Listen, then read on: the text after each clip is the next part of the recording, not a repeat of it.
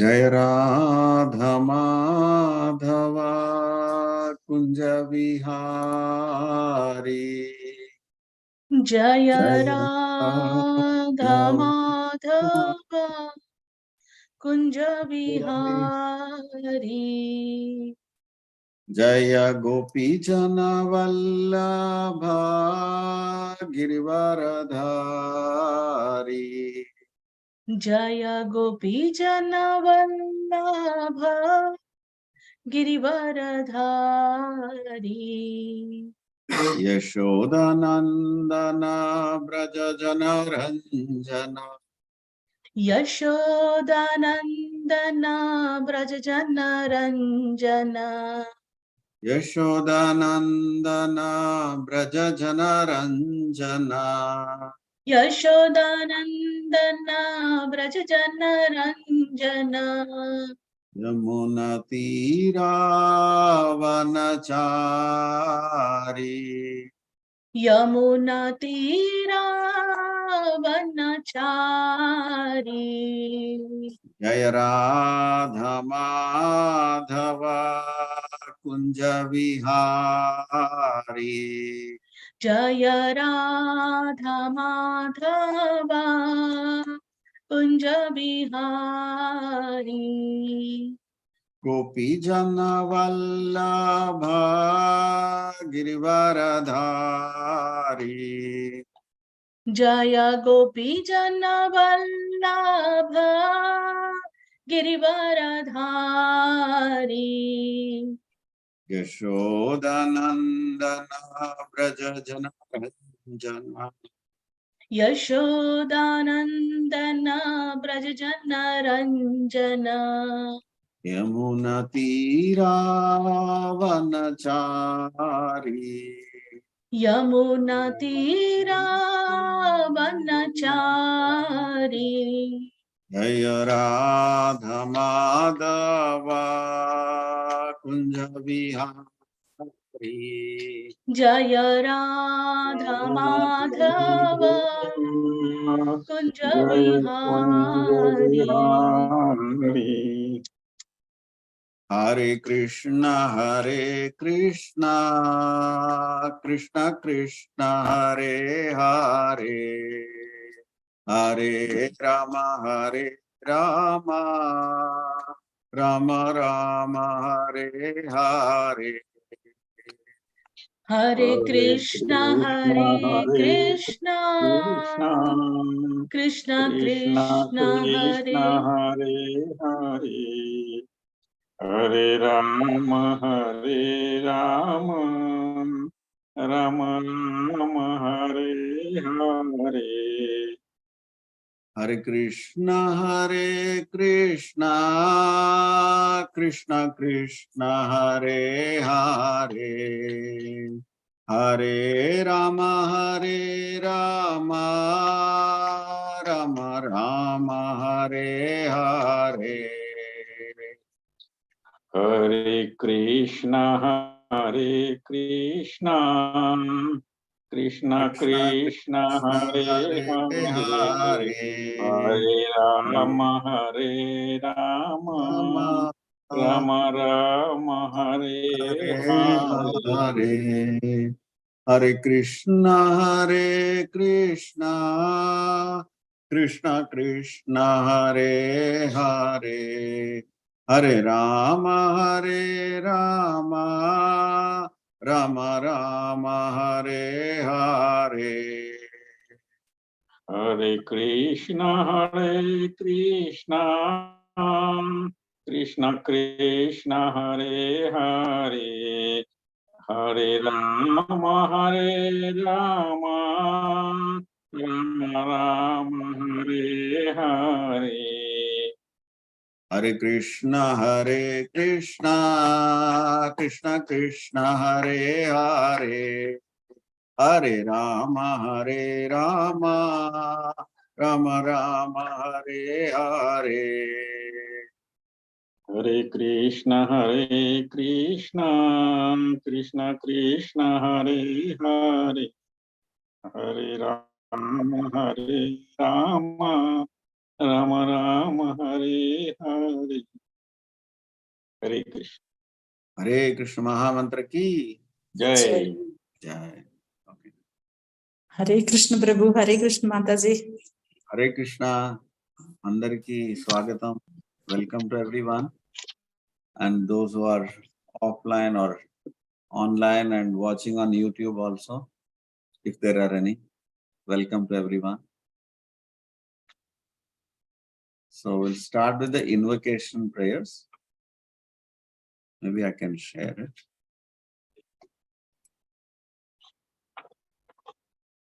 Hare Krishna to everyone. Welcome to the class. Hare Krishna. Yes, I have just now sent, I forgot to share the link. Now I just now shared the link. So everybody will get. Okay. Om Namo Bhagavate Vasudevaya. Om Namo Bhagavate Vasudevaya. Om Namo Bhagavate Vasudevaya. Om Ajnanatimirandasya Jnananjana Salakaya Chakshuram Militam Yena Tasmai Shri Gurave Namaha. Sri Chaitanya Manobishtam Stapitam Yena Bhutale Swayam Rupa Kadamayam Dadati Swapadantikam. Nama Om Vishnupadaya Krishna Prestaya Bhutale Srimate Bhakti Vedanta Swaminiti Namine.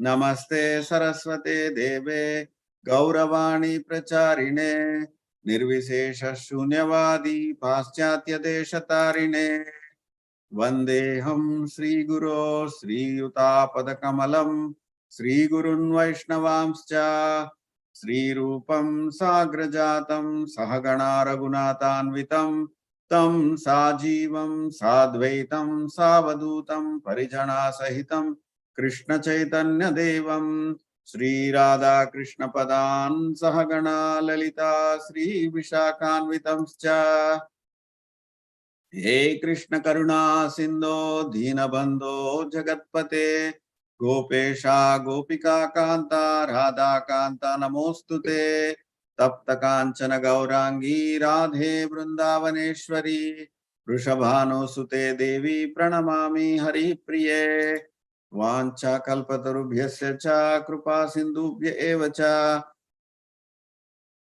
Patitanam Bhavanebhyo Vaishnavebhyo Namo Namaha Jaya Sri Krishna Chaitanya Prabhu Nityananda Sri Advaita Kadadhara Shivasadi Gaura Bhakta Vrinda Hare Krishna Krishna Krishna Hare Hare Hare Rama Rama Rama Hare Hare.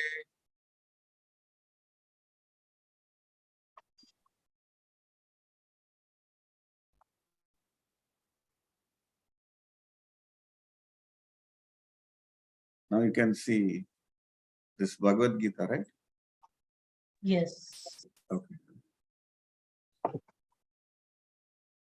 So as we are discussing second chapter Bhagavad Gita, this is like contents summarized, the entire Bhagavad Gita. I hope you all remember. It's not a long break, I guess. The thread of the conversation that we have been following.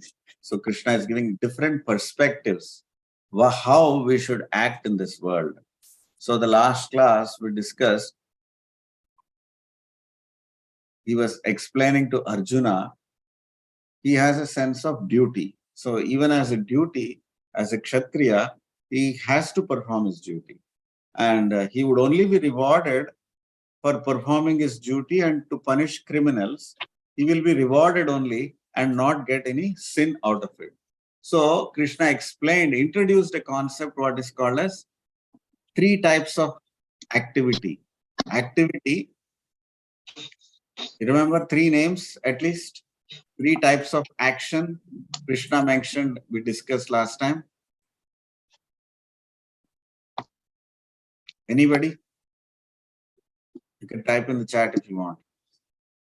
If you want to tell, you can just unmute and tell. Otherwise, you can chat and tell. Karma, vikarma. Okay. And the third? Akarma. Akarma. Very good. Any definition? What is vikarma? శాస్త్రములకు విరుద్ధంగా చేసేది వికర్మ. Very good. Okay, what is karma? కర్మ అంటే మనము మన అనుసారంగా చేసేదాన్ని కర్మ అంటాం.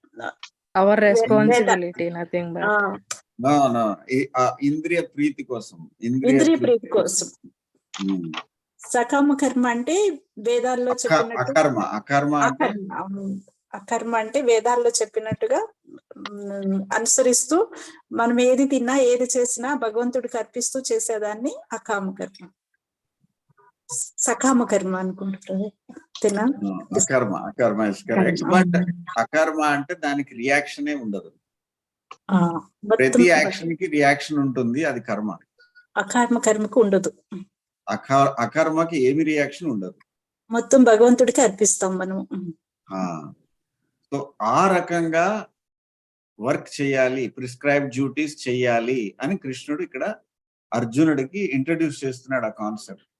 అఫ్ కోర్స్ అర్జునుడికి అన్ని తెలుసు. సో మన కోసం he will explain in detail అకర్మ అంటే ఏంటి అని. వికర్మ అనేది తప్పకుండా ఎవ్రీబడి షుడ్ నాట్ డూ, ఎందుకంటే దానికి నెగటివ్ రియాక్షన్ వస్తుంది. It is sinful reaction. So we stopped at that point. General ga manandarki idea. Okay, let's go to text 50.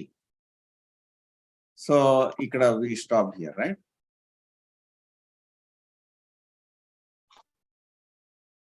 A man engaged in devotional service rids himself of both good and bad reactions even in this life.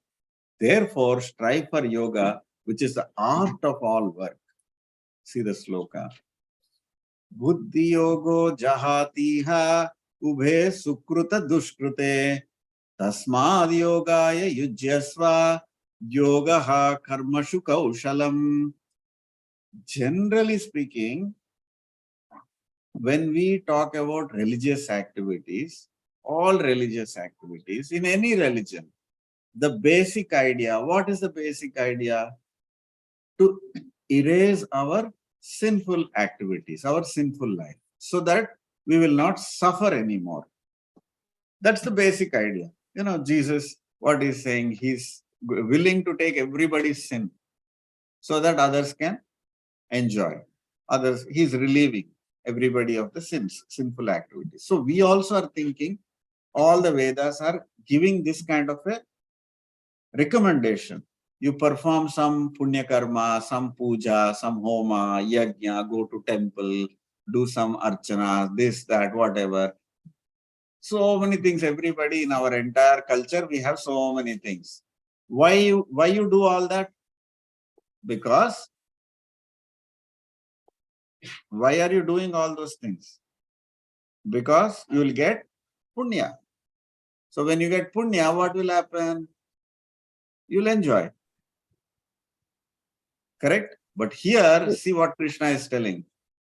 He's telling the opposite. It's a very radical statement, which most of the time people miss. But this is the most important crux, how to perform duty in this world. You have to get rid of both good and bad reactions. You can understand getting rid of bad reaction. But here Krishna is stressing the point, you have to get rid of good reaction also. This concept, not many people talk about. Isn't it? We are not familiar with this. From childhood, we have been hearing about spiritual life. Nobody told us you should get rid of good reactions. Anybody heard before coming to Krishna consciousness? Have we heard about removing good reactions? No. Everybody knows you go to Ganga, take a bath in Ganga, what will happen? You'll get punya. We all know that. We all go to Ganga. Right? Now, there is another concept, but if you go to Vrindavan, go to take a bath in Yamuna, you know what will happen there? Your punya also will go away. Actually, it really happened. There was a time when we were there, there were some guests who came from India, and they're all religious people, very nice people. And there was one, Rajvasi there. So he was just not explaining anything. So he was generally telling like how they tell the tourists, come here, take bath here in Yamuna, take a dip.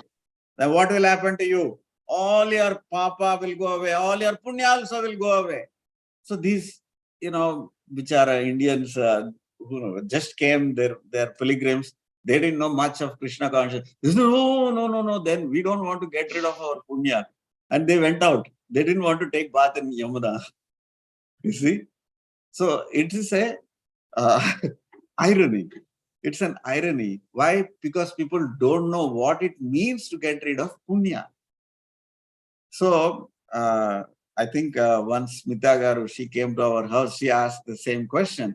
What does it really mean to get rid of punya?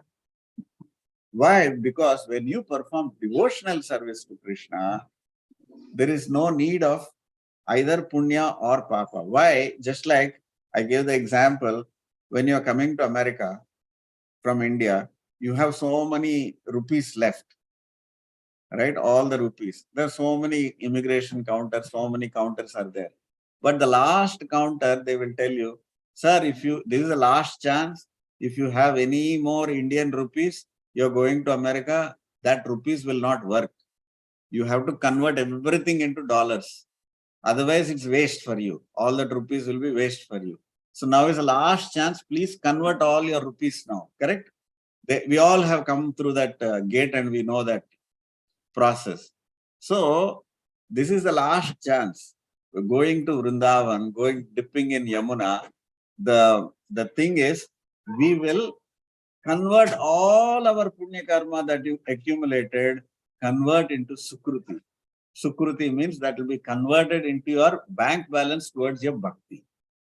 So without bhakti, without devotion to Krishna, you cannot render any devotional service to Krishna. You have to have love. So punya does not convert that into love. Nothing can convert punya into love actually. Punya is only a facility, material facility, extra features for enjoyment. That's all. That's all punya can do. Punya cannot do more than that. So this is a concept. It's a wonderful concept and it's a great concept how to conduct work in this world without getting entangled. Because that was the biggest fear Arjuna has, and for us also.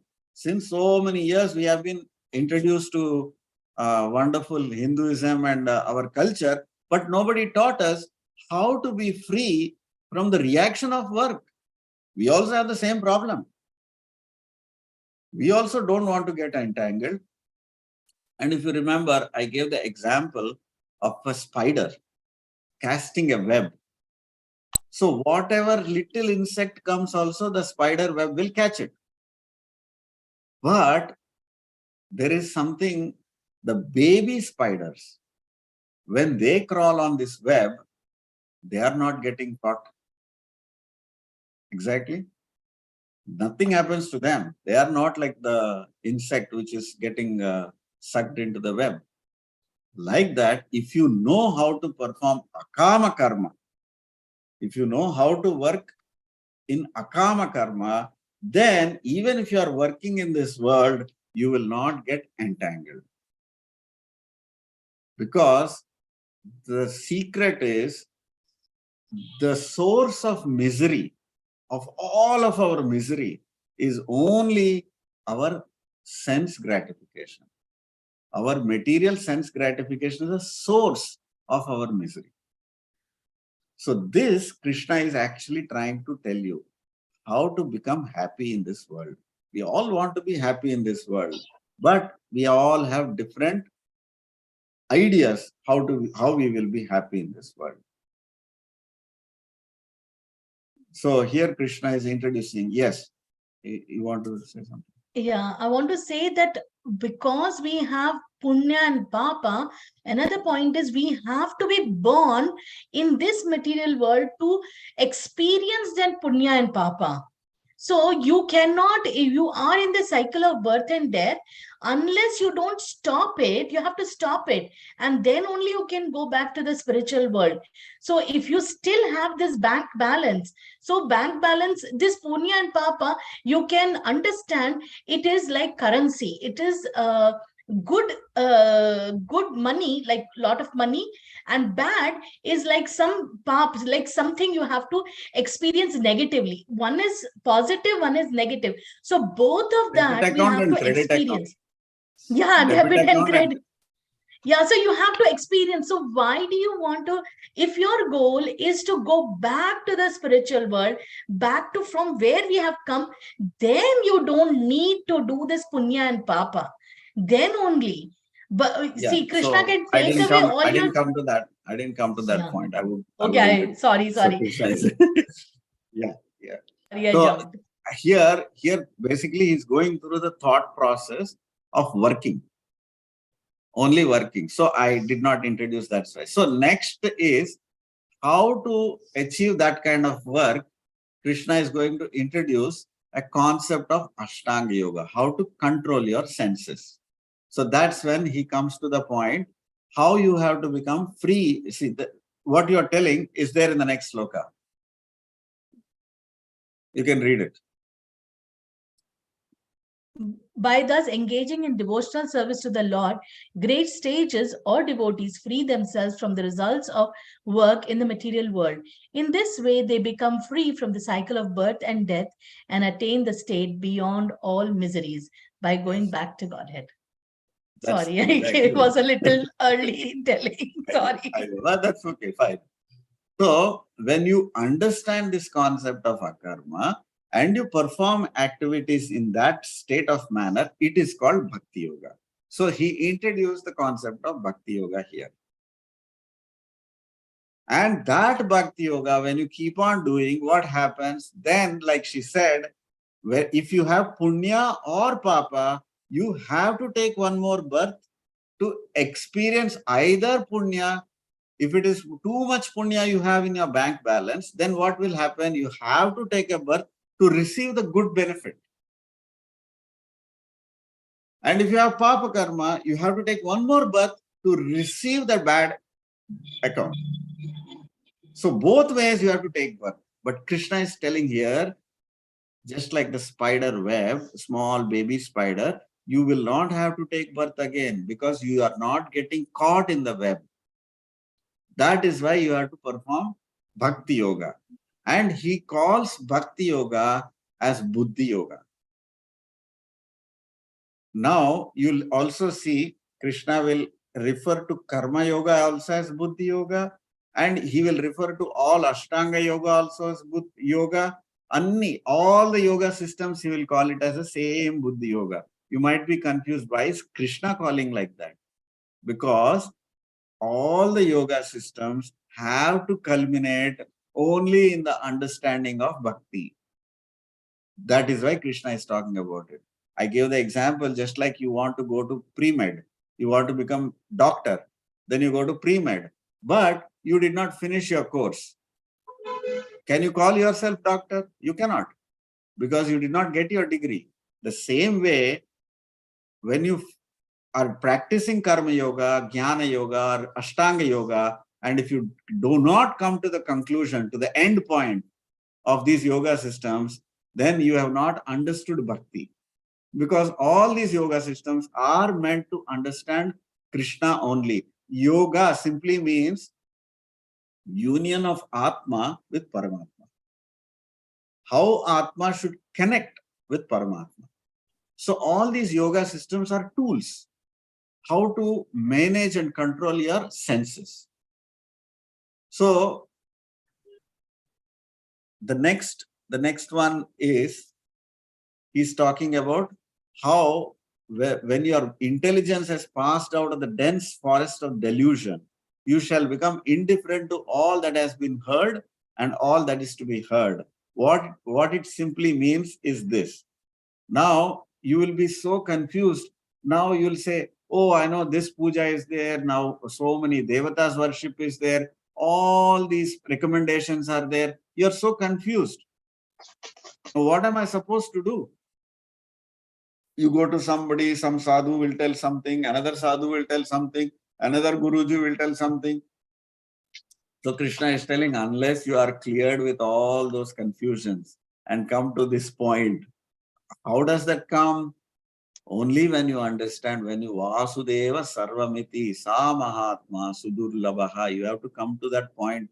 Unless you come to that point, end point, you cannot be free from all the delusion, and you cannot come out of the dense forest. So that is why you have to approach a bona fide spiritual master who will guide you and tell you these recommendations, what is the confusion and what you have to practice. And the next sloka continues about Veda Vadarata. That also I briefly covered in the last class, meaning people are generally very interested in chanting Vedic mantras and so many. If first of all, people are not interested in religious practices, if they are interested, they are only interested how I will get some benefit, some punya. If I don't get any punya, if you do this,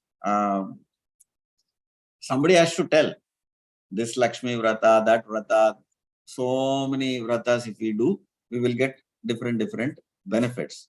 If somebody does not tell you those benefits are there, you will not do. So you have to be free from such things. Krishna is totally against, because he's not, these things are there only for people who are attracted to the material glare of this material opulence. So we were talking about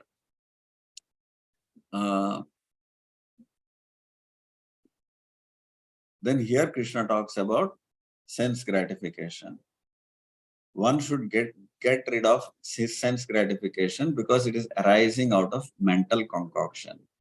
And when his mind is thus purified, he finds satisfaction in self alone, and then he is said to be in pure transcendental consciousness. This also we spoke about. We all have a certain idea of happiness. It is basically our mental concoction only. Whatever we are thinking, we have set a different standard. If you have certain lifestyle, then you will be happy. If you don't have this lifestyle, you will not be happy. And that is our status of symbol of richness. Like I was telling how before in previous ages, the kings, when they want to display their power and opulence, they would go on an elephant procession. But today, you want to show you are rich, you will not go on an elephant procession, right? People will think you are crazy. You want to drive a nice Audi or a BMW or whatever is your status symbol. So that's exactly what Krishna is talking about as mental concoction. This is a happiness is only a mental concoction. So this mental concoction is so deep that you cannot even imagine that it's part of our system now. The entire human race, we all have the same idea. One idea, what it is, a male has to meet with a female to have happiness. And it is so deep. And it is so deep because that is the only idea of our happiness. And that's a mental concoction. And that's what exactly Krishna is trying to tell.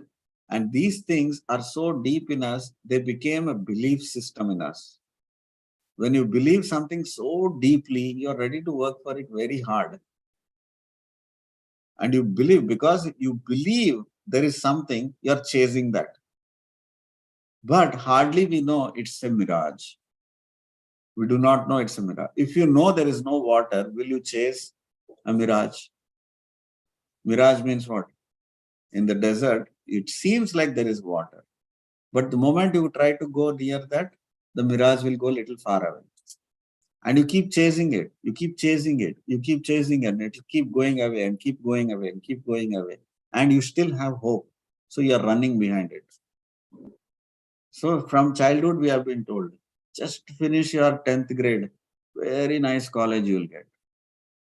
Then you finish. Very hard you are working. We finished. Parents told we did. Just get over this. Get into good college. Ivy college, something close to Ivy college. You will just make it. Then they finish it. Work very hard. The Mirage goes little ahead. No. Just have to get a job. Oh, you got the job also. No, now you just have to get a good house. Get a house also.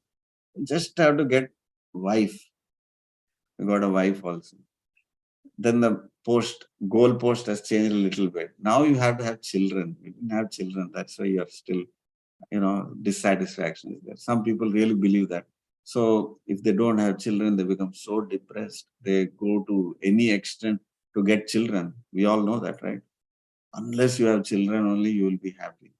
So they get children at any cost. After having children, no, you just have to wait. They have to become big, just because in childhood, no, they little mischievous and all that. Once they little go to school and all that, then you'll be happy. Like that, we become old also. Then the children are gone also. And still we are waiting for that day when we will be happy. Is this true or not? Yes. In all of our life, no matter how rich you are, no matter how poor you are. This mental concoction is what we are chasing after the whole life and hoping we will become happy. Yes or no? We all do that. But today's world, it is not only thinking what you said. Some people are thinking, I will be happy if I don't get married. I will be happy if I don't have children. That's a new mental concoction. That is another level they have gone. It's a definition, it's a detail of mental concoction is changing, that's all. But you're still hoping. Yeah. So they are thinking, now they're saying, I don't care for marriage. So they're thinking there is no need to do marriage because all what happened, you removed all the institution of Varnashrama Dharma. Why is Varnashrama Dharma organized in the first place? Samsiddhir Haritoshanam. The entire Varnashrama system is designed in such a way that in the end, whatever occupation you are in, the entire community is performing those activities for the pleasure of Vishnu. Now that Vishnu is removed. So all the people are doing their work only and they don't know what is the goal. When that center point, God is removed from the equation, so no matter what you do is useless.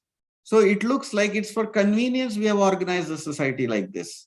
So if it is only merely for convenience, why do I need to marry? I can be happy just by having a live-in situation. And if I'm unhappy, I changed my partner. Because marriage was originally not intended for the sense gratification of a husband and wife. It is meant for samsiddhir haritoshanam, to please Vishnu. The wife's goal is not to please husband. The wife's goal is to work as collaboratively together serve Vishnu. We miss that point. Because we miss that point, all the social order of life has reduced to simple mere value systems which do not serve a purpose. Hence, there is no meaning.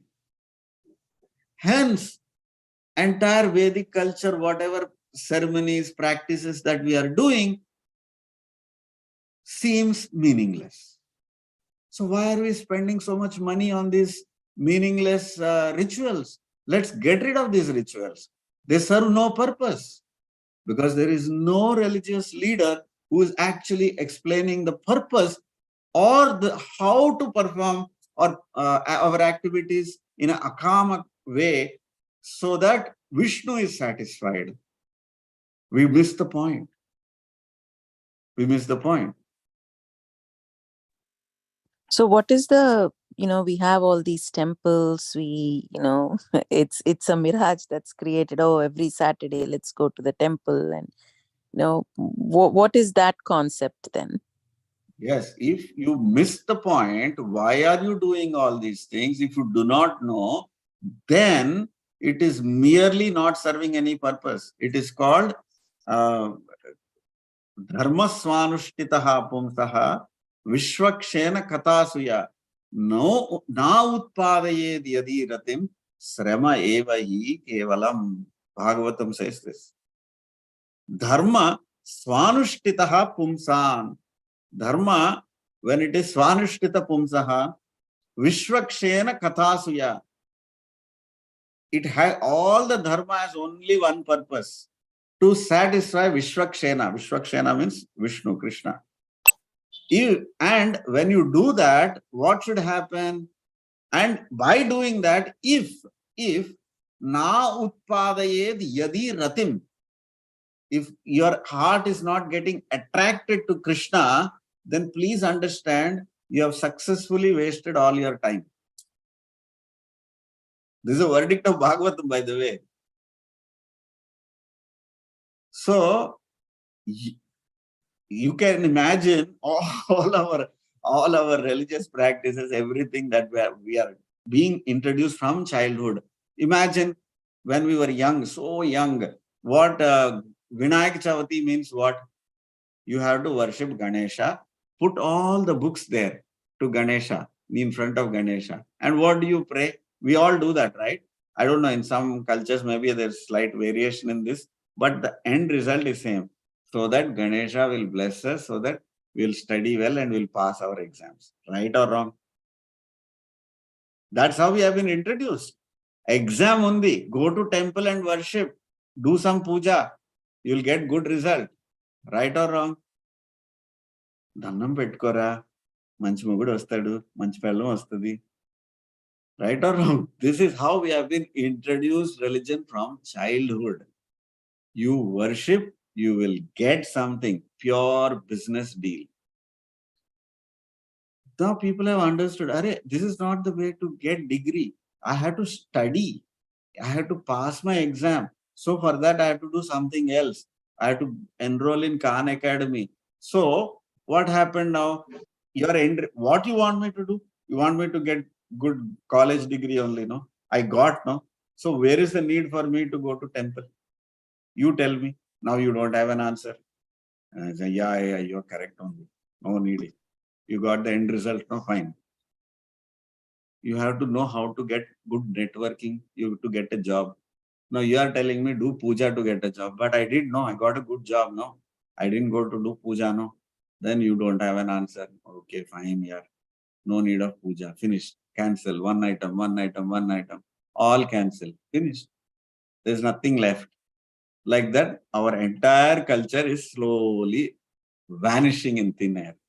Because we do not know how and why we should worship. How and why we should worship the Supreme Lord in this world. That is what Krishna is teaching.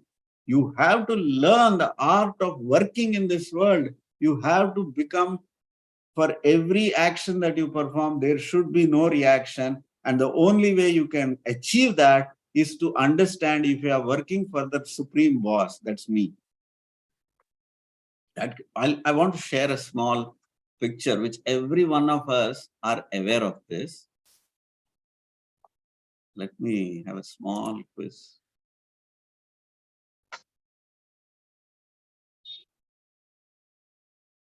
Am I sharing? Yet? Do you want to do a quiz or what? No. Just a small. Just like quiz. that. Okay, Yeah. okay. Can you see the screen? Not yet. Oh, no. No, why? I don't know. Are you your co-host? I did. Can you not see? No. Anybody else can see? I cannot see. No. No. I'm sharing. Okay. It is magic. Let me do that. Okay, fine. Now came. Something is coming. Okay, yeah. Come. Is there anybody who cannot recognize this deity? We all know very well. We all know this deity, right? Now, anybody can see Krishna's two hands and tell me what is the significance of this? We all go to this temple. We all have gone to this temple at least once in our life. And what is it that one lesson we have learned? You put It's money called there. Varada Hastam. Okay, what is the Abhaya. simple message we have been told since childhood? When you pray to this deity, what you will get? Pray to this deity, you give money, he will give you whatever you wish to. See, Perfect. that's what we all have been taught. Anybody disagree with that statement? We all agree, I think. Okay, but you will be surprised. This deity has a wonderful message. The second chapter of Bhagavad Gita conclusion he is telling right here. But how many of us have really learned that message? And he's showing his hand continuously. Continuously, every one of I us are think, seeing. One hand you told correct. Vardha Hasta. No, It's think that correct. also it is, is, it's pray partially to- correct. pray to Partial, my ade. feet. Is it pray to my feet, I will take care? Partially correct. Like surrender to my feet and I will take care. 50% correct. Yeah. There is a second hand also. The second hand also has a meaning. మరి సంసార బాధలు నడుం వరకే ఉంటాయి. Correct. Very nice. Very nice. So there are two things what Krishna is telling. Here, the technique is this. You surrender onto my lotus feet. I will make the miseries of this world knee deep for you so that you can cross this world. This is the entire exact sloka that we are talking about. Akama karma. How? By simply surrendering onto my lotus feet and you work for me, I will make sure the entire misery of this ocean of misery of material existence will become knee deep so that you can cross the ocean. Even if you are an Olympic gold medalist winner, you cannot cross any ocean. Nobody can cross an ocean. Once my brother, he's working in ship as a chief engineer. One time I asked him, so by now you should be expert swimmer because that's some basic skill you have to learn. Then he told me, you're fool award. Even if you're an expert swimmer, if you fall in the ocean, no matter how much you swim, you'll die. So all you have to learn is to float. No need to swim. So this is a simple thing. Nobody can swim across an ocean. Nobody can swim an ocean.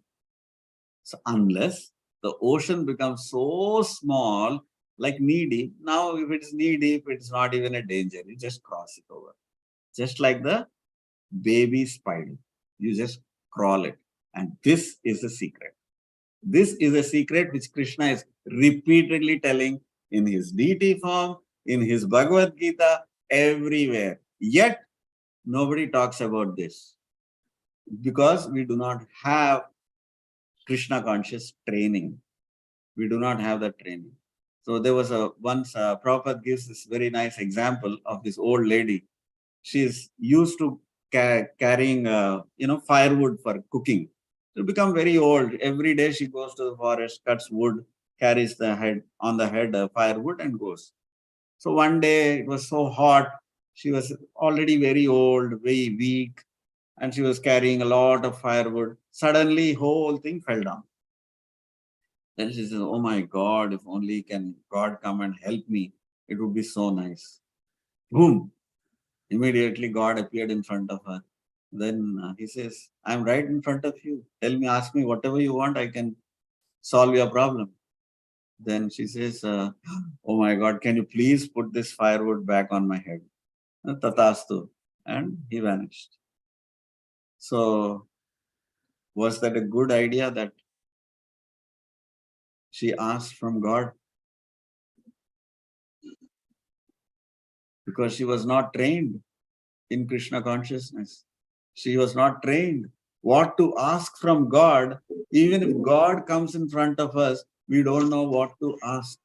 Suddenly, today, imagine in our life, if God appeared in front of you, ask for one boon, whatever you want, I will give it to you.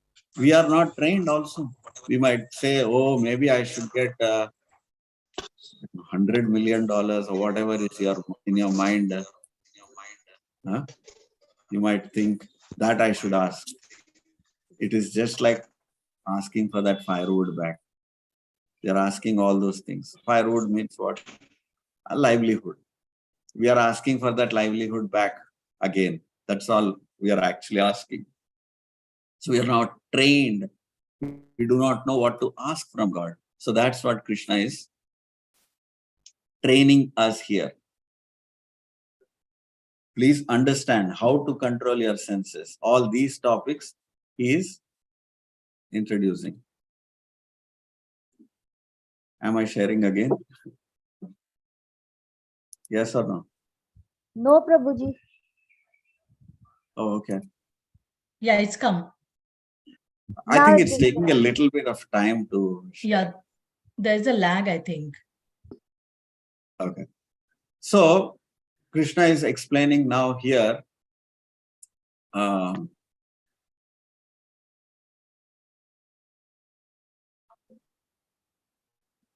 Okay.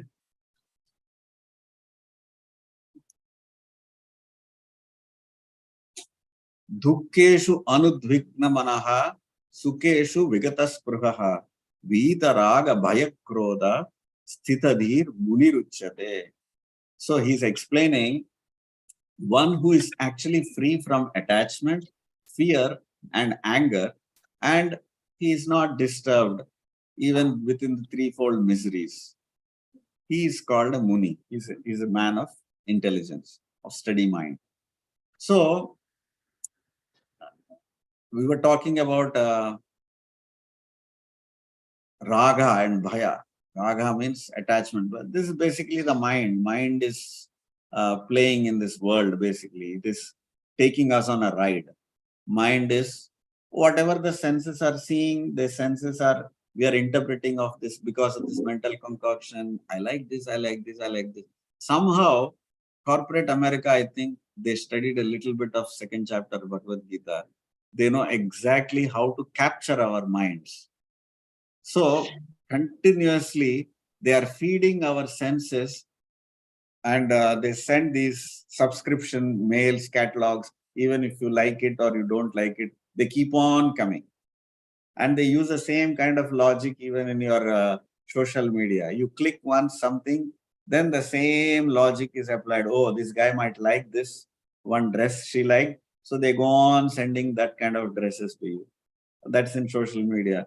And in regular subscription magazines also, they keep on sending, right? Continuously they send. So by doing that, what happens? Continuously you're looking at these things. The senses are being agitated.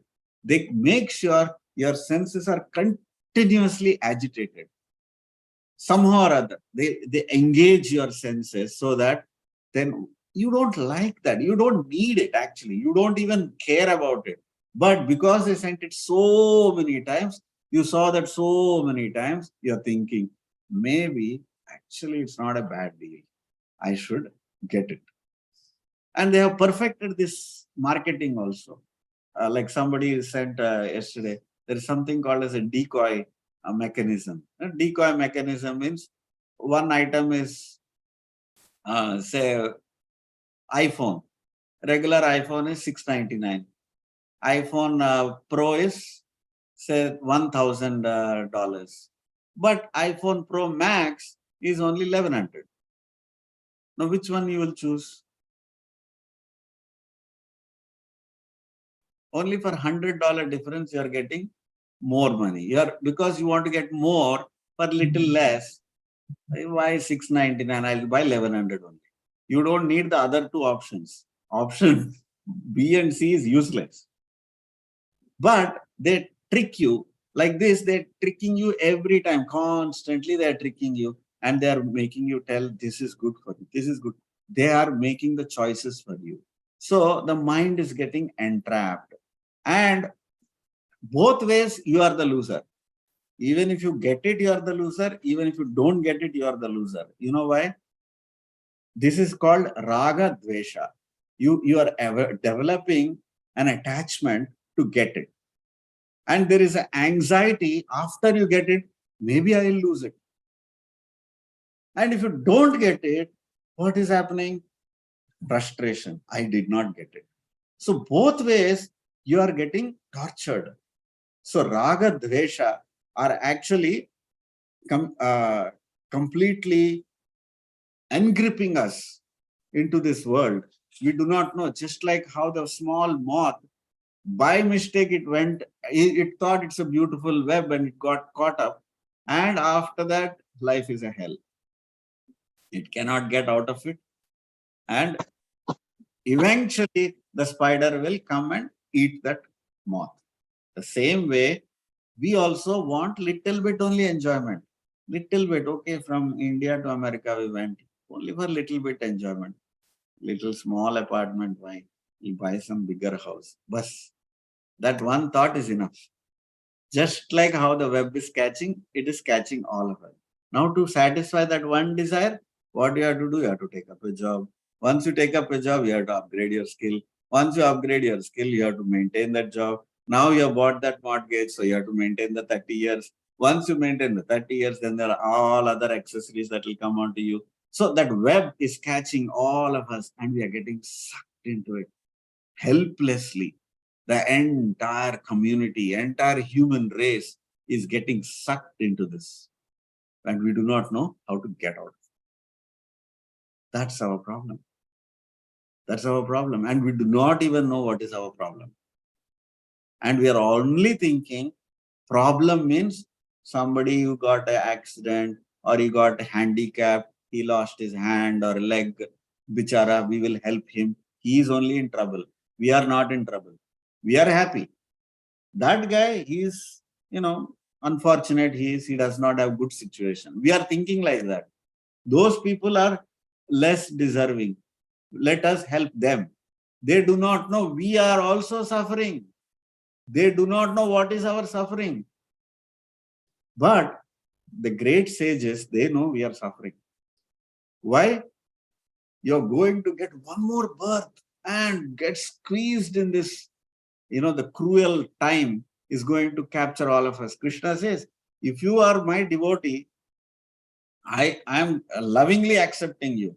But if you are not my devotee, if you are not surrendered to my lotus feet, then I appear to you in front of you as Kala.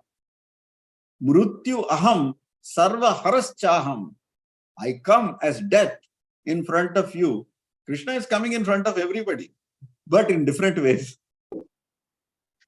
So, tiger, when the tiger, it is catching a lamb with its teeth, what is the lamb experiencing? Death. Death, because the lion caught it, tiger caught its neck like that. So it knows it's going to die any minute. But the same tiger, if it catches the cub by the neck, how is the cub feeling? Secure. The same tiger is catching the same way, but the cub is feeling very secure. I know my mom will not do anything harm to me. But the lamb, what is it going through? Shivering. How to escape from that? That is how all of us are in this world. We are caught in the web of Kala. Kala is going to beat us. If you don't work hard, if you don't bring that daily, monthly money, you're finished. All the companies will come back, just 3 months notice, they will finished. You're evicted from the house, so many things. Kala is going to catch you just like that. But for a devotee of Krishna who is surrendered onto the lotus feet of Krishna, he knows how this Kala cannot even touch him. Why? Because he is surrendered to the Lord. Abhaya charana aravindare, bhajahure mana srinandanandana, abhaya charana aravindare. Why? Because he has learned this secret, how to surrender to Krishna's lotus feet and work in this world. So it doesn't matter how he is working this way or that way.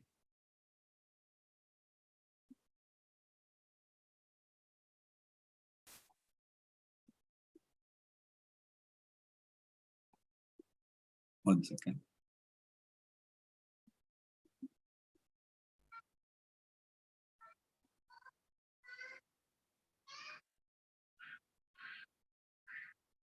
So now he introduces the concept of Ashtanga Yoga. Now, Ashtanga Yoga is to withdraw the senses, how to control the senses from all these attachments, that all the sense objects, they are there, but you have to know how to withdraw the senses from the sense objects so that these things which are the source of misery, because he has already crossed the jnana, he crossed the stage of jnana. He has not explained the full process of jnana yoga here, but he is giving the next step. Through jnana, you understand. Jnana means by discrimination, by using intelligence, you understand all these pleasures that you are experiencing in this world is simply a mental concoction. You are putting a tag to it. If this activity is happiness, this tag is distress. You are putting a tag to it. Once you understand all that, beyond this sense perception, you can enjoy, then that technique, another tool is Ashtanga Yoga, how to withdraw your senses. And how do you do that? Starting from Yama, Niyama. That means there are rules and regulations. Then there is, I'm sorry.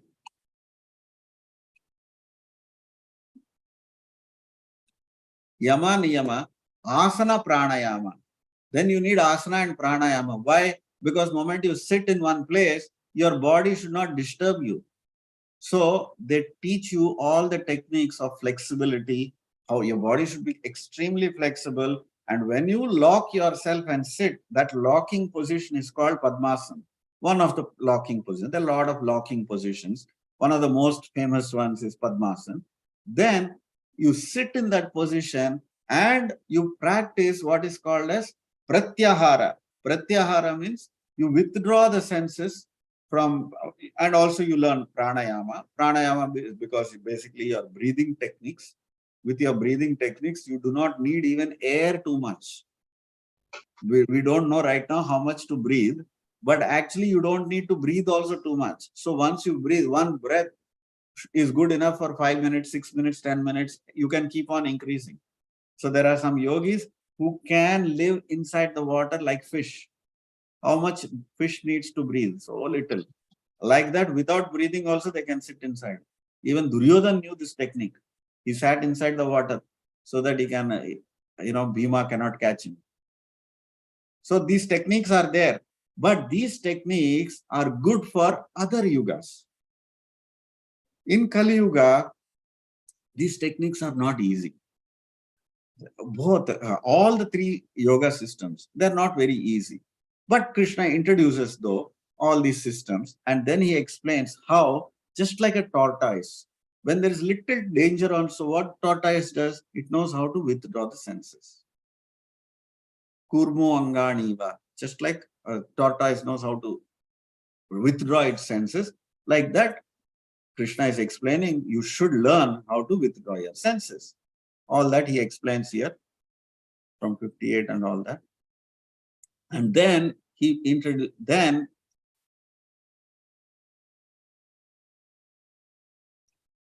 that's how he controls himself, all 60, 61 up to here. 62. Yeah, this is the famous one, which I was talking about, the corporate America using on us. Dhyayato vishayan pumsa sangasteshu pajayate. Sangat sanjayate kama, kama krodho vijayate. So, by constantly engaging our senses in a particular object, that's how you develop attachment. Dhyayato vishayan pumsa. Vishaya means sense objects. Sense objects. Dhyayato. You keep on meditating on them continuously, 24 hours. Then you develop a desire for getting it. I want to get it. Same thing, you see, all the dating sites, everything, they go on seeing, go on seeing, go on seeing. Then they become infatuated. I want this. I want this. If you don't get it, just like children, just like how small children, they do not know. There is something called as controlling the senses. They do not know. Just like animals do not know to control senses. There is nothing, there is no concept of dog You have to control your senses. I'm showing the bone here right now, but you eat at the lunchtime. No, it doesn't know. If it is hungry, it'll go for it. That's it. There's no sense question of sense control. So if we also do not know how to control our senses, we are just like animals. But then here Krishna is explaining the rabbit hole. What happens the next? Once you become engaged in the sense objects, the next thing you will do it. You will want to acquire it.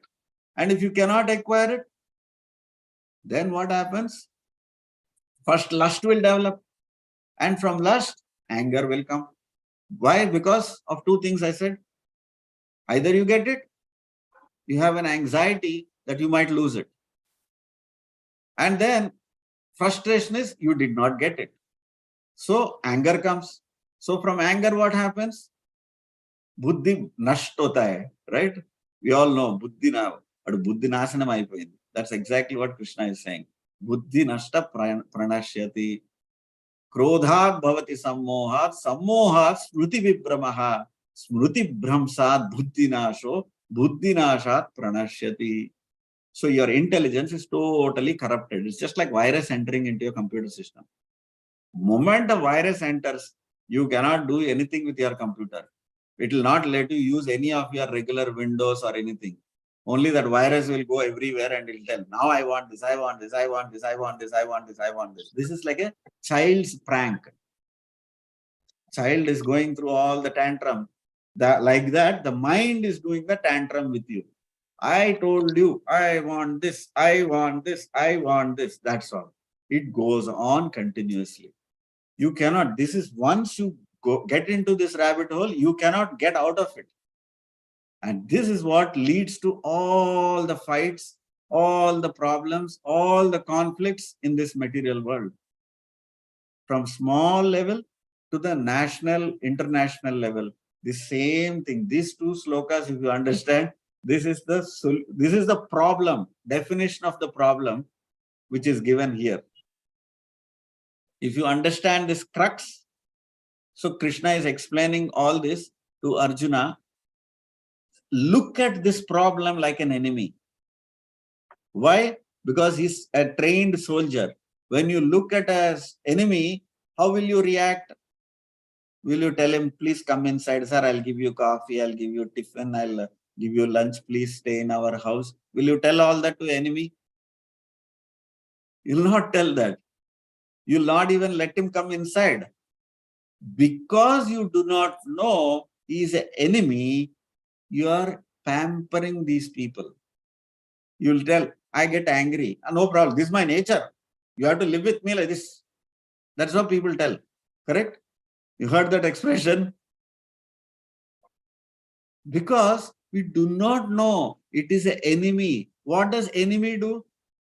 Enemy will come. If you let the enemy come inside your house, what will the enemy do? It will plunder your riches. And you do not know what is your riches. So what I have, you are thinking. The enemy will come. Let him take whatever I have. You don't even know what riches you have. So you will let the enemy come and plunder also. You're gone. So gone case. So buddhi nashta ho gaya. So Krishna is going to explain what is your riches. How rich, how beautiful human life you have. Very durlabha manusya janma. Durlabha manusya janma. That human life itself is so valuable, we do not know the value of it. Because we do not know the value of it, we are letting all the thieves steal all this. How many of us are subject to anger and all this delusion? All of us. All of us. All of us. So because we do not know what is the danger it is doing to us, that is why we are letting it go. So then Arjuna understood, oh, this is a wonderful thing. Then what are the symptoms of person who is actually perfect, who's gotten rid of all these things? What is the kind of person? What are those symptoms of that kind of a person? So just like if you are a doctor, when you see a patient, How do you tell he is having disease or not? By symptoms. Unless you know how to read the symptoms, you cannot treat the disease. If you don't know only the symptoms, what will you treat? You cannot treat anything, even if you are a doctor. Just like a rich man is there. How do you know he is a rich man? There are certain symptoms. You have to know. So Arjuna is asking, what are the symptoms of this person? What are the symptoms of this person who is actually established, who is a self-realized soul? Now people do not know. They don't know to ask these questions. So anybody, they think, what is a qualification? You should have a long beard. You should talk in a weird way or whatever way. Then he becomes a big guru. You don't know what is a qualification. Doesn't matter. Because you don't know. Just like you go to buy gold, you don't know what is gold. First time you are buying, then you tell the shopkeeper itself, sir, I have never bought gold. First time I am buying gold. Can you tell me what is good gold? Can you give me good gold? Then what is the shopkeeper thing? Ajao. You are the best customer for me. I'll sell you anything in the name of good gold. Because you don't know what to ask. What is 18 karat? What is 14 karat? What is 20 karat? You don't know all that. You're first time customer you are. Like that, today what happened in the world, everybody will tell, I am an avatar, I am Bhagavan, I directly came from Kailasha, I am this, I am anything they'll tell.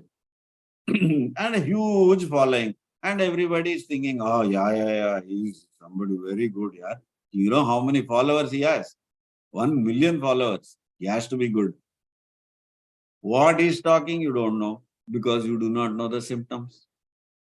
For us only, people like us who are foolish, Arjuna is asking this question. He is asking this question. And Krishna is immediately replying, what is the symptom? And that person is Sthita Pragnasya Khabhasha Samadhistasya Keshavaha. Who is in Samadhi? What is a person? What is the state of a person? The guy who's in Samadhi, there's one guy who says, Swamiji doesn't talk because he's in Samadhi. He's in Samadhi, doesn't talk. And after all the people go away, the guy, he's uncontrolled in his senses and so many nonsense goes on behind. To show in front, public, there is one. In the back, there is another lifestyle. So like this, people are cheating left, right, center, and they made a mockery of spiritual life. But here, the acharyas have explained how Krishna is giving all the symptoms of a self-realized soul is that he is so much sthita prajna, no matter whether it is good, bad, whatever condition of life that is happening, he has only one topic: to glorify Krishna, nothing else. And he is only working for Krishna and he doesn't talk anything else.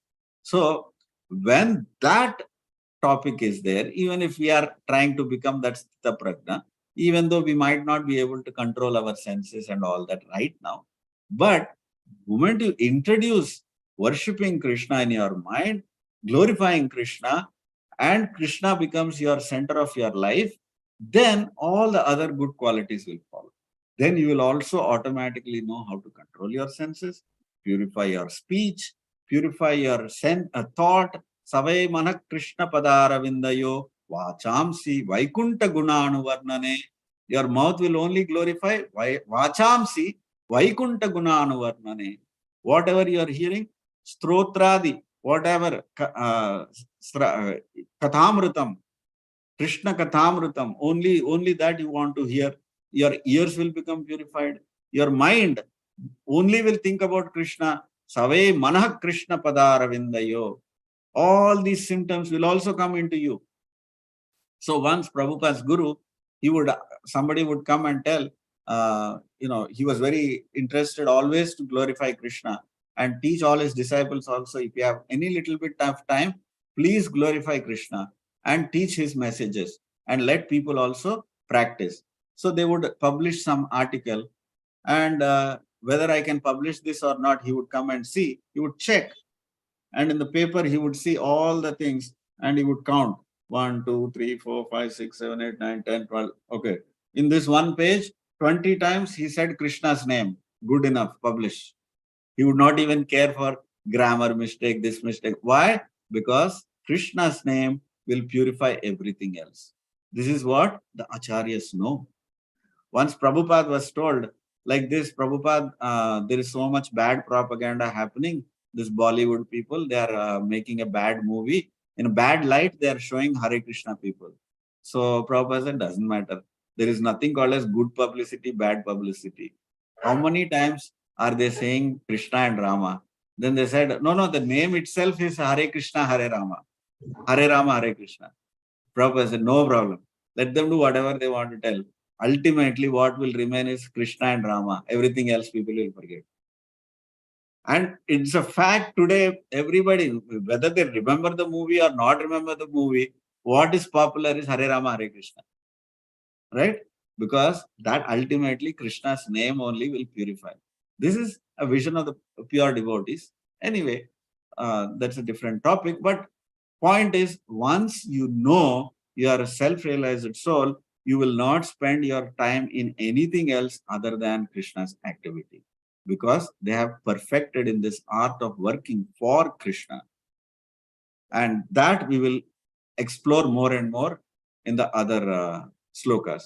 So here Krishna continues to tell, not one sense you have to control. You have to control all the senses. Why? Because even one sense has the power to drag away, just like a boat that is freely floating on the river with a strong wind, how it will drag away the boat. Like that, even one sense can drag us away, and we'll be completely lost in this material world. So, generally speaking, all the animal species, only one of the senses is very active. Just like to catch a deer, it seems if you play a beautiful flute, you can actually capture a deer, because a deer is attracted to nice music, flute music. So a hunter knows how to play that flute and he can catch a deer. And same thing with elephant. You just have to, how to catch the elephant? You have to put a she elephant in front of it, and then they make this big hole. They dig a hole and they cover it up with fake grass on top. So the moment the elephant will chase that she elephant, it will fall into that pit and it will get caught. So like that, every species of life, only one sense is very strong. But for us humans, all the five senses are very, very strong and very developed. So we know so many things are there. Easily we can get attracted and carried away by any one sense. Some people are attracted to smell. You see, there are so many Fifth Avenue, all types of smells. Ke liye, there's so much industry. Gucci and all these names are there only for your smell, to capture you. For your ears, I don't even have to tell you, so much Spotify and this and that musics are there. For your eyes, don't even talk about it. All types of forms are there, and women and whatnot for eyes. And for every other sense, there are enough engagements in this world to capture us. So Krishna is telling, it's not enough for one sense, but all the senses have to be engaged. Now, here you will see how ultimately, this is the sloka again, coming back to Lord Venkateshwara's. Lord Venkateshwara, actually his name is Govinda. We all know. When you go there, what do you call? Govinda, Govinda, we all say. But people, so many people have heard, actually, they don't even know, oh, Venkateshwara is Govinda, I didn't know. They say like that. But it's strange. Some people do not know he's Krishna. He's Krishna in the two-handed form. For worshipping him, they actually put the 4 arms, but actually his original body is only 2 arms. 2 arms Govinda form. So here he's saying clearly, ultimately, no matter what tool you do, whatever you do, it is my mercy. If I like whatever you're doing, I'm convinced, okay, this guy is good enough, he's trying hard enough, he's sincere enough, it will be, Krishna will give you the mercy. Mat prasadat adhigacchati raga dvesha vimuktestu vishayan indriyes charan atma vasher videyatma prasadam adhigacchati. So I will, with my mercy, when I am satisfied, I will give you the mercy by which you will come to me. And I'll make you free from all that. So no matter how much you try very hard, and you cannot demand, now Krishna, I chanted your names, 1 crore nama I've written, I've chanted. So I deserve that to see you. No. So much tapasya I did. I deserve to see you. No. So much austerity I did. I deserve to see you. No. So much yagya, yaga, tapasya, dana, dharma I've done. No. Krishna is not obliged. Krishna is not obliged for any of these things. Krishna is only obliged with your love. And how do you get that love? It's not easy. The only way you can get love, that is a secret. These are secrets of secrets, hidden gems, but the acharyas have given to us.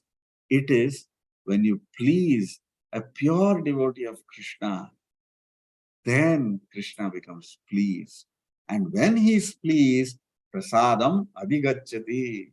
With my prasadam, with my mercy, you will be able to see me. You will be able to come to me. This is how you come to me. When you come to me, what happens? There will be no more repetition of birth and death. So this is how he concludes this second chapter of Bhagavad Gita by giving different yoga systems, introducing different yoga systems, and convincing Arjuna, because of all these reasons, now you are situated Atma Vasher Videyatma. How should you be established now? On the platform of soul. Before you were established on the platform of the body. You are thinking in terms of body, and you are able to not understand, and you are getting confused. Now I have cleared of all the doubts, you of all the doubts. Now be established on the platform of soul, and then you work in the terms of akama karma and work for me. Then whether whatever the result is, you don't worry about it, whether it is victory, failure, all that.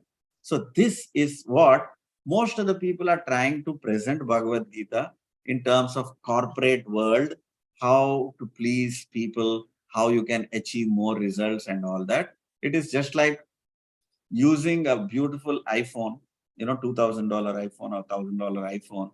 You use it for paperweight. How is it? For paperweight, will you use iPhone? You will not use, because it has much more utility. Correct? Now somebody is living in a forest. So much firewood is there. And there is also sandalwood. Now imagine he cuts that sandalwood tree and he puts it for firewood for getting warmth. Is it a good idea? It is not, because he does not know the other utility of sandalwood. He does not know the value of sandalwood. Like that, Bhagavad Gita has a different purpose to achieve. But what people have done, these motivational speakers, they brought this reduced Bhagavad Gita in such a way that I will present it for the corporate world so that they can perform better and achieve better results. Right? You are making somebody's profits increase more for using Bhagavad Gita. It's like using paperweight. Okay, that all that you can get, but that is not the purpose of Bhagavad Gita. That is not the purpose. The purpose of Bhagavad Gita is to pinpoint your source of misery.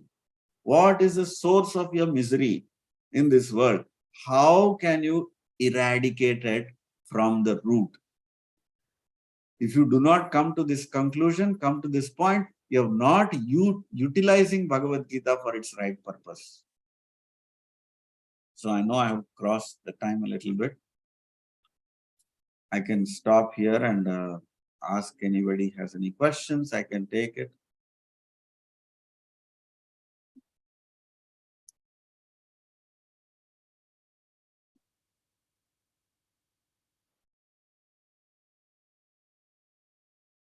So we have finished second chapter today with this. Yes, we have finished. Of course, I did not chant the slokas. That we can take up another time. Yeah, there is someone, Harish Garu, you want to ask? Yes, Haribol. Yeah. Hare Krishna, Prabhu. Yeah, Haribol Prabhuji. It was very nice listening to you and the concepts you talked about from Bhagavad Gita. I have a question on the akarma that you talked about. So even when we are trying to do activities, even accidentally, we may be doing good. Right. So, for example, when I say accidentally, in the sense of that's not the main purpose. So, for example, like volunteering, like if I'm doing a volunteering activity where I'm helping human beings achieve something or the other, which they are not capable of.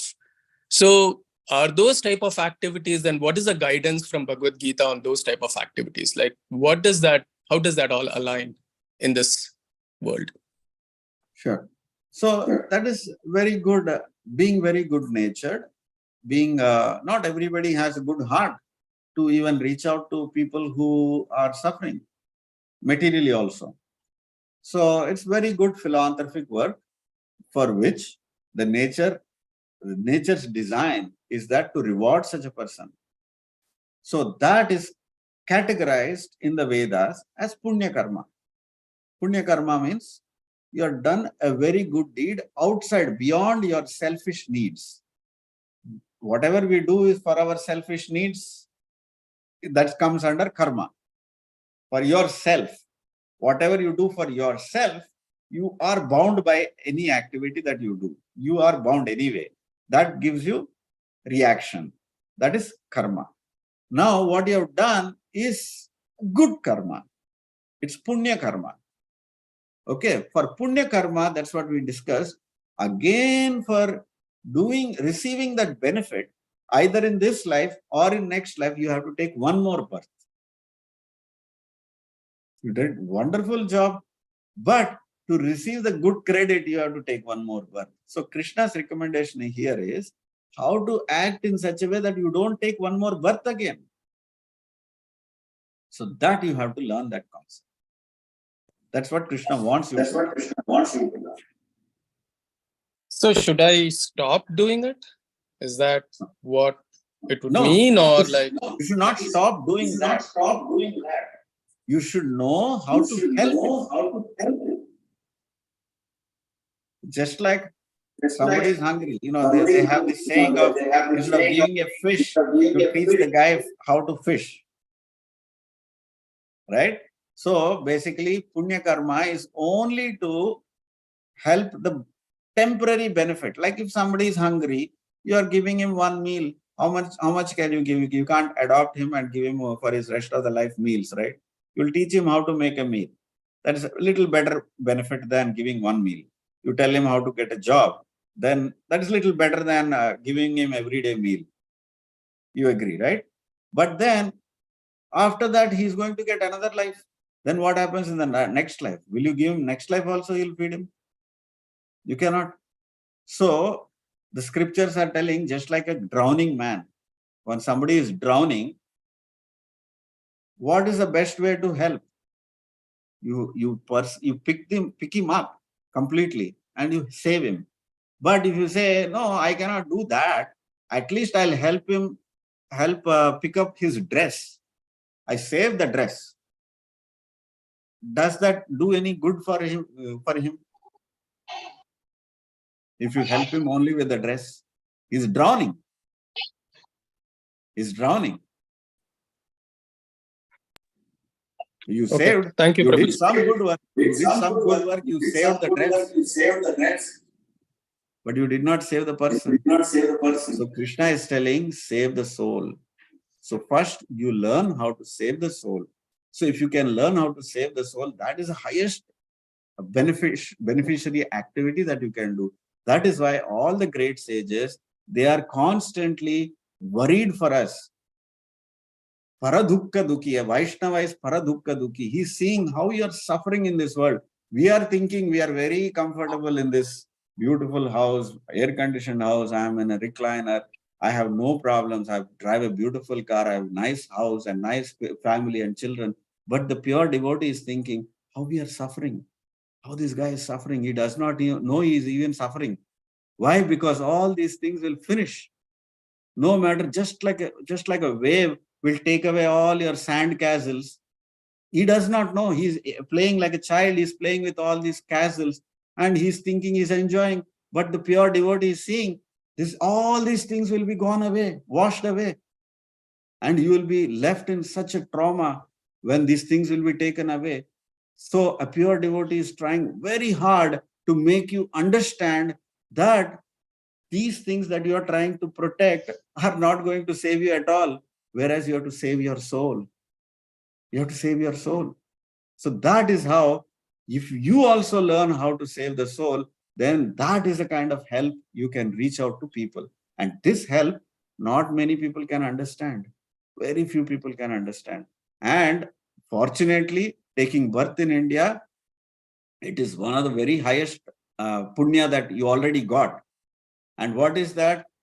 Bharata bhumite hoite janma sartaka kori koro paropakar. The best benefit as an Indian taking birth in Bharatavarsha is that you have the closest or the fastest way that you can understand the spiritual knowledge by which you perfect yourself and then help others. This is the benefit. Paropakar. This is the real paropakar you can do to others. Let there be so many others who do not understand the subject. Let them do the other philanthropic work. But this philanthropic work that you can save a soul is the most rarest gift that you can give to the society at large. So we all have to be that kind of a leadership role as Bharatavarsha we should take. And that leadership role, in the ancient times, we were called Brahmanas or the intellectuals, but those class of societies vanished because of corruption and Kali Yuga. But you can always revive it back, those who have that interest. And that is real. If you have that heart, you should really help people in this consciousness. When you save the soul from this consciousness, he's saved forever from all types of misery. And it's a wonderful question that you have asked.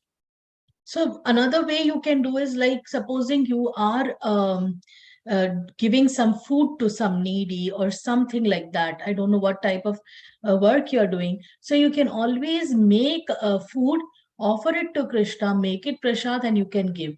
If you are teaching something to someone, supposing you're teaching, you're in the, you're helping someone to learn something. So teach them whatever you're teaching, but give them little bit of knowledge about Krishna. First, of course, we, like he said, we have to first learn ourselves and then we can help anybody else. So first, we are only drowning. So first, we learn how to float and how to learn ourselves. Once we learn, then we can help others also. And it doesn't take too long. So if you start your Krishna conscious journey, you learn something, a little bit also. So, in school also, when we are taught that you, supposing you learned some chapter, then the teacher will say, I want you to explain to others, right?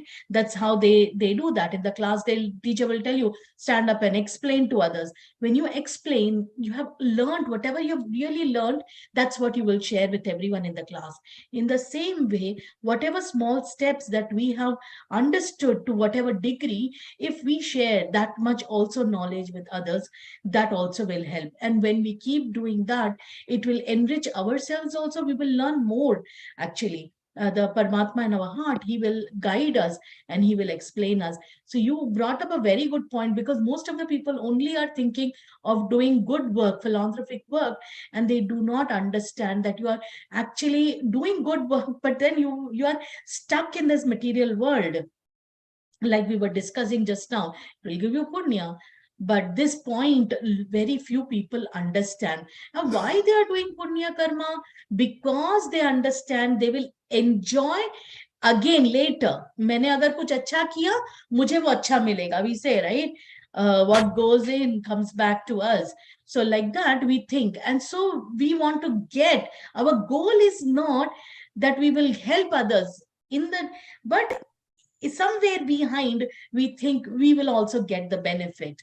So with this Krishna consciousness, what happens is our goal is to only learn and to now what we are doing class is actually not only discussing with you people, but it's also that we are learning in the process. So when we chant, when we talk, so we are also preaching is actually, it is internal, we are also learning along with this. So it's very satisfying actually at the end of the day. So I think that is the Not only full that, answer. this in the end you will find out that this is what Krishna actually wants, to preach this message to others, other devotees who are non-envious of him. So sometimes we don't know what God wants, what will make God happy, what will make Krishna happy. So Krishna tells that also. Everybody says, Vijay Bhava, there is one last sloka, right? But before that, Krishna, there is a one sloka. You can share that screen. Yeah, he's sharing that screen. I just Yeah, shared. yeah. So You can read it number actually. 68. Number 68. Yeah. For one who explains the supreme secret to devotees, pure devotional service is guaranteed. And at the end, he will come back to me. So this is what Krishna 69, wants us to do. 69 also. There is no servant in this world more dear to me than he, nor will there ever be one more dear. So there is one devotee in our group, in this group, actually, she is there right now. Her name is Roja Garu. So she has learned this Krishna consciousness, and she has been teaching this in the college. She is a lecturer, and she teaches to the young boys and girls in the college. So like that's how To our you capacity. You don't have to be a teacher now. You don't have to change your profession. No. I'm just telling that she is a teacher. So just giving an example how it is actually, it can be implemented in our life. So when we were in New York, we used to do food for life. So there are some soup kitchens. We used to cook food, offer it to Krishna, and then take it in the soup kitchens. And we used to actually, share that prasad. And they used to love it because it's vegetarian food. They never used to get anything like that. So such things can be done. So nice question. Hare Krishna. Thank you very much. It was very enlightening. Thank you. Hare Hare Krishna. Krishna. Thank you Hare for the Krishna. question. Thank you for the question. Anybody else has any other question? Roja Garu. Hare Krishna Prabhuji, Hare Krishna Mataji. Hare Krishna. Hare Krishna. Actually మీరు చెప్పినప్పుడు college లో అది చెప్తుంటే నాకేమో మామూలుగా free time లో కూడా నేను వాళ్ళకి ఎదురు వాళ్ళు ఏమనుకుంటారో తెలియకుండా నేను ఇదే చెప్తూ ఉంటాను వాళ్ళతోని. వాళ్ళు ఏమనుకుంటున్నారో తెలియదు కానీ నేను మామూలుగా నాకు తెలిసిన knowledge I will share their. మరి వాళ్ళు నా గురించి ఏమనుకుంటారో తెలియదు. రిజల్ట్ మన చేతిలో లేదు. You don't have to worry about it. Winning, losing is not in our hand. It's not for us. You have performed your duty. That's it. That's it. You are satisfying Krishna. Goal is that somehow or the other we satisfy Krishna. అదే. And Krishna is directly telling what makes me happy. That's how you know. Yes, Prabhuji. If you don't know what God wants, then it's imagination, some speculation you have to do. Here, directly God himself is telling, this is what I want. This is what you do. So that will make me happy. Vishwagaru, I know we spoke about this, I think, in the first chapter where we said, everybody has their duty, right? We like Kshatriya has a duty, some other people have, Correct. Brahmanas have their duty, Correct. whatnot, right? So again, Manamandaram, we all came to US, no Kshatriya, no Brahmana, everybody's an IT, everybody's doing the same thing, right? Yes. So, but whatever we do, whichever profession we are in, white collar, blue collar, whatever. Yes. If I say, okay, today, and we also learned that we are doing our job, we are not expecting the end result, and also we learned that whatever job we are doing, God has put us in that, and correct me if I'm wrong, God has put us in that position So our job is to make sure we are working in that, with our full heart and soul. Correct. Is that correct? Yeah, there's a small modification. God put us in that situation, and it's not God's desire. We desire Exactly. according to our, there are 5 factors of action. You'll read that in the 18th chapter. Mana input batti, mana desire batti, mana karma batti, again with the disposition of Paramatma, that was sanctioned to us. Otherwise, I also want to become President of America. But do I have that karma? Do I have that credential? Do I have that eligibility? Just like in a job requirement also, they'll ask you, these are the eligibility requirements. These are the credentials you should be having. If you satisfy, then if you satisfy in the interview, then if I like you, then I will give you the job. Like that, he also has criteria, no? Like that, even God has certain criteria, five factors of action. Krishna will explain. All the 5 factors of criteria are satisfied, then that is sanctioned to you, but that is not necessarily what God wants for you. So maybe we'll learn but that. doesn't matter whatever it is. We are in this situation. To make the best use of that situation, you have to know how to satisfy Krishna in that situation, from that situation. That's exactly my point. So, it's like, okay, I'm doing this without expecting what the end result is.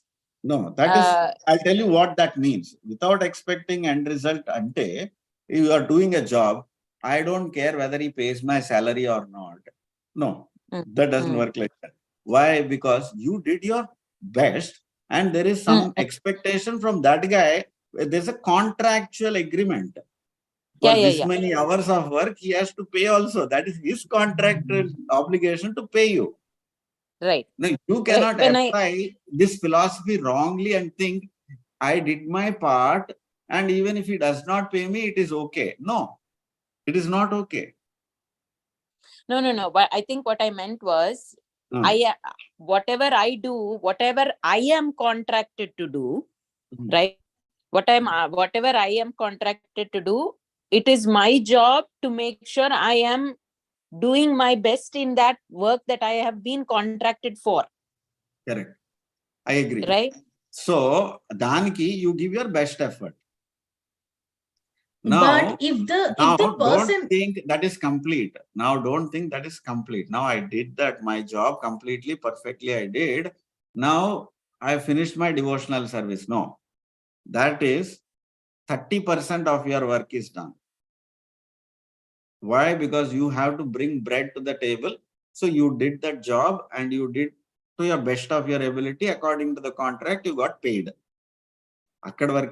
Now, after you get the result,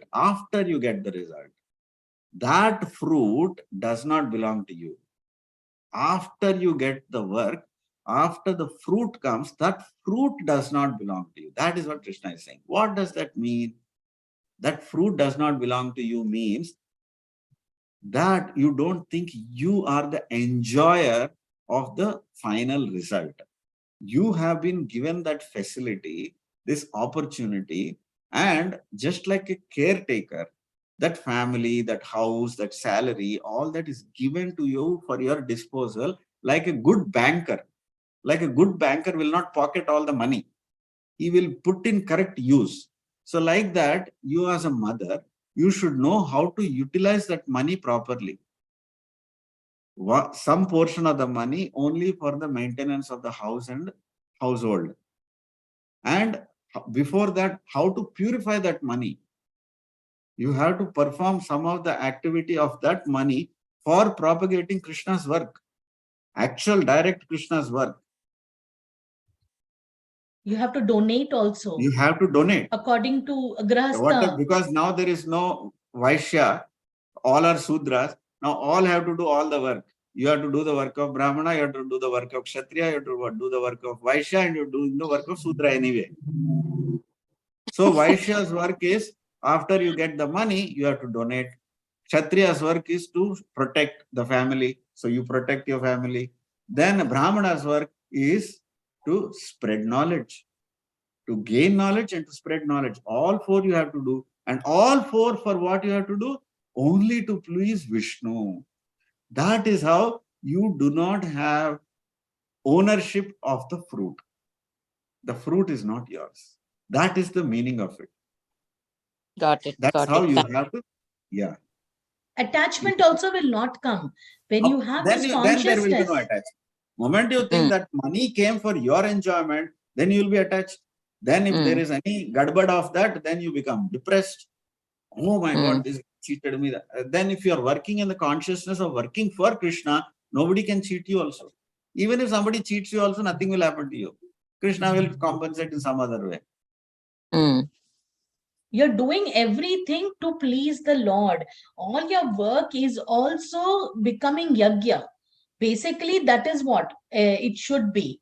So, what you're earning, what you're getting, what you're spending, everything should become yajna. Then there is no karma for all this. So there are two names in Bhagavatam. There is something called as a grihastha and there is something called as a grihamedi. Grihastha means it is a proper Vedic marriage contract where husband and wife come together to worship Krishna, to please Krishna. This is the goal of a grihastha. And grihamedi means a husband and wife come together with a contractual enjoyment for mutual sense gratification. I scratch your back, you scratch my back. This is the contract. So that is called grihamedi. So grihamedi means you are jumping into a well without a bottom. It means keep going down and down and down. That is grihamedi. We don't want to be a grihamedi. Vedic yajna is only to promote grihasthas. Grihastha is also as good as a sannyasi. Why? Because he knows marriage is only for procreation. If you do not want to procreate, you do not want to even enjoy your senses with your partner. That is why he's trained like that as a brahmachari first. Then he gets married. Once he is married, then he knows how to control his senses. Otherwise, at 60 years also, you are supposed to take sannyas. People are getting married again. Second time marriage. We'll enjoy. Again, we'll go to honeymoon. Because they don't know. They are not trained. Sashtipurti, we all hear, right? In Andhra, it's very famous. 60 years means second marriage. Second marriage with the same wife.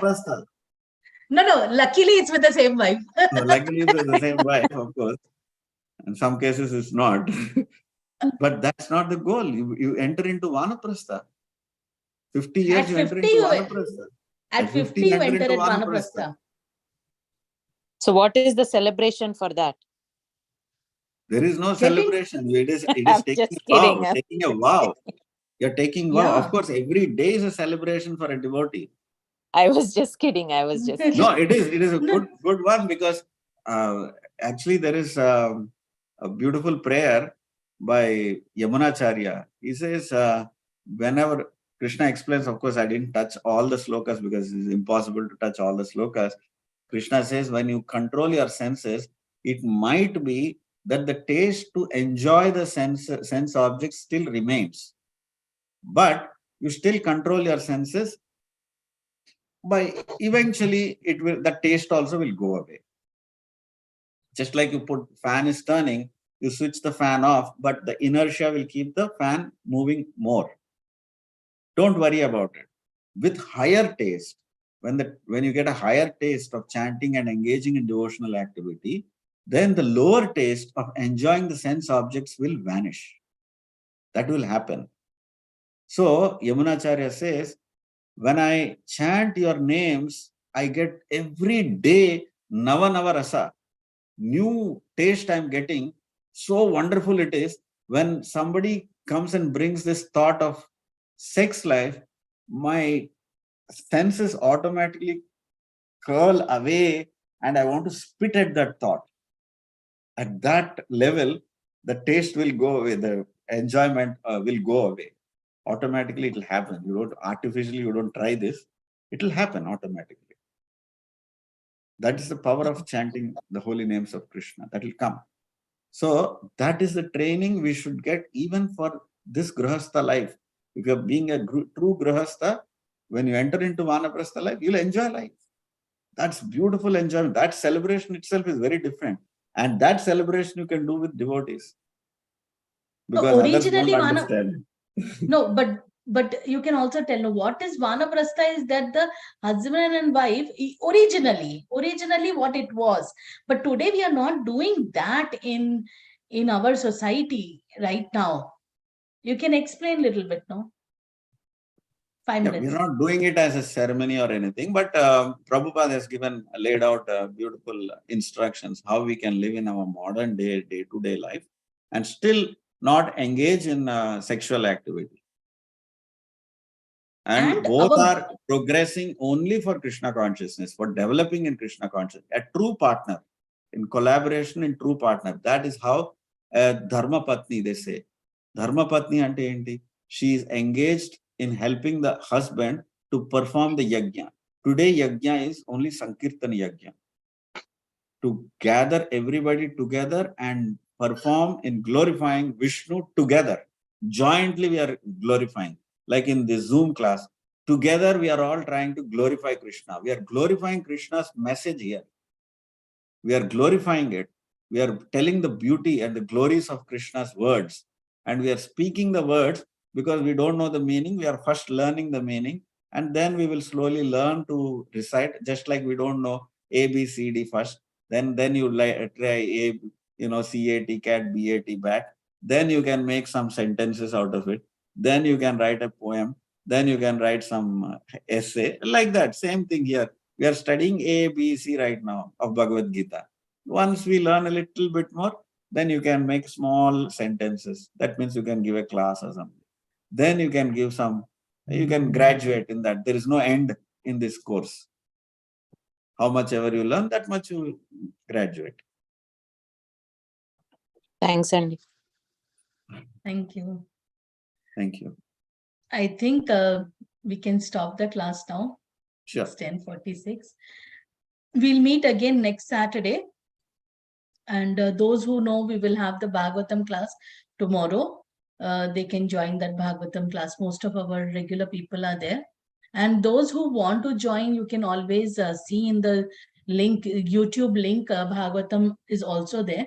If you desire to see, you can always hear it because everything is going live now onwards. So what is the difference between this class and the other class? Very good point. This is Krishna's direct instructions. And Bhagavatam is talking about Krishna. So it's an assumption that you finished reading all the Bhagavad Gita here and before you start reading the Bhagavatam. And long way to in-depth. But one thing is, but like he told, ganna hota hai na, sugarcane, wherever you start, biting it, taste is everywhere. So it doesn't matter. You can always hear this and you can hear that also. And sometimes if you have might the not taste, get the context, that's all. Yeah. If there is a thread of story going on, but it doesn't matter. You can still catch up. Yeah. Okay. So with this, we will chant 3 times Hare Krishna and then we'll stop the class. Yeah. So Hare Krishna, Krishna Krishna, Hare Hare, Hare Rama, Rama Rama, Hare Hare. Hare Krishna, Krishna Krishna, Hare Hare. Hare Rama, Rama Rama, Hare Hare. Hare Krishna, Krishna Krishna, Hare Hare. Hare Rama, Rama Rama, Hare Hare. Hare Krishna Mahamantra ki Jai. Bhagavad Gita Path ki Jai. Save the whole world, Jagat Guru Srila Prabhupada ki Jai. Vancha kalpatarubhyasya cha kripa sindhubhya eva cha patitanam pavanebhyo vaishnavebhyo namo namah. अनंत कोटि वैष्णव की जय। श्रील प्रभुपाद की जय। Assemble सारे भक्तों की जय। YouTube पे जो भी सारे देख रहे हैं उनकी भी जय। हरे कृष्णा। हम फिर मिलेंगे next week. Hare Krishna and bye bye. 1 minute, Anji? Aruna, hello. 1 minute. Okay, okay. 1 Ask. minute. Everybody can go to YouTube and see Mayapur live Guru Purnima. It's beautiful. From 1 week, we are having continuous Sankirtan is going on. And Yeah, Guru that- Purnima and celebrations have started over there. Beautiful. Yeah. It's called No. Gaur Purnima. The Gaur Purnima is a appearance of Chaitanya Mahaprabhu, who is none other than Krishna. If anybody of you are familiar with Vishnu Sahasranama, 1000 names of Vishnu, there are 2 slokas which mention the appearance of Lord Chaitanya. Suvarna Varna Hemango Varangas Chandanan Gatihi. That's one place. And there is Nishta Shanti Parayana. That is another reference of these 2 are also names of Krishna, Shanti Parayana and Suvarna Varna Hemango.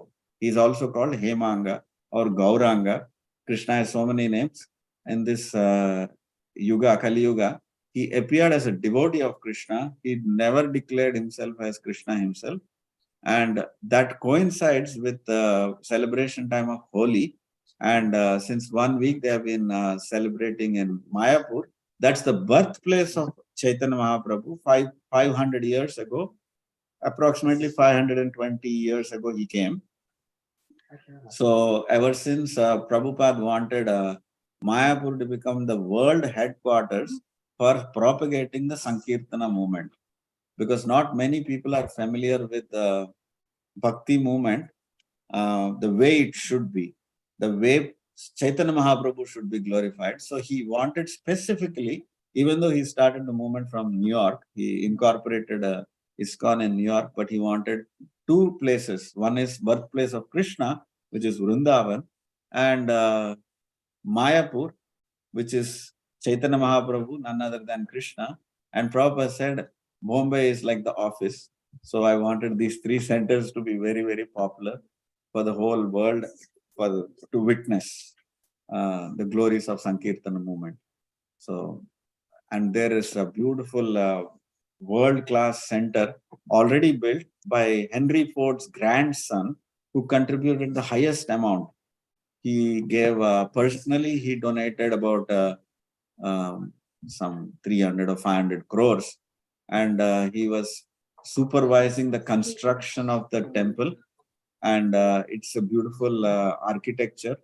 The architecture itself is on the Bay of Bengal, on the Yamuna Jilangi River, one tributary of Ganga. And it splits into 9 islands. It's called Navadvip, 9 islands. And the challenge there is whatever you build, it sinks. No matter how much you build, it will all sink. So they got a team of engineers worldwide, and they said, what sinks and still not a problem is a ship. Ship will sink also, nothing will be a problem. So they made a unique foundation for that building. Generally, we all are familiar with pile foundation, but this is a barge, like a barge. Barge means like a ship which can float even if there is a flood.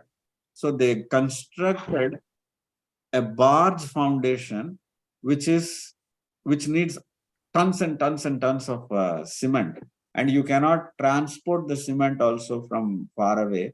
So what he decided was to actually make a cement factory there to build for the foundation. So he put a cement factory, he built the foundation himself, and he made sure the entire structure is built.